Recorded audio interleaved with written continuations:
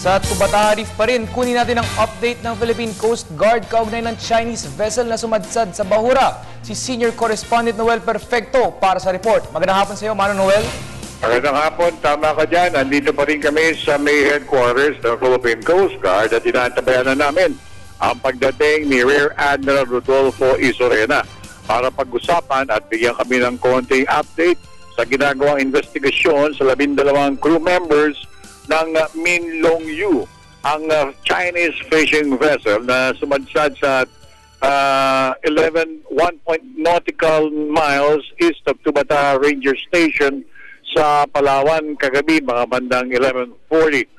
Ang 48-meter long na Chinese fishing boat still galing pa ng Fujian, China. At andito pa rin kami sa headquarters habang inaantay ang pagdating ni Rear Admiral Rodolfo Isorena. Konting backgrounders lang, ang Tubata Reef ay isa sa mga dineklara ng UNESCO bilang World Heritage Site noong January 2013. So hanggang sa pagdating ni Rear Admiral Isorena, bibigyan namin kayo ng update para naman malaman natin kung anong gagawin ng Philippine Coast Guard hingga sa 12 crew members ng Min Long Yu. Yun muna ulat, mula pa rin sa Coast Guard, kasama pa rin si Barry Humol, Noel Perfecto, Television Tambayan.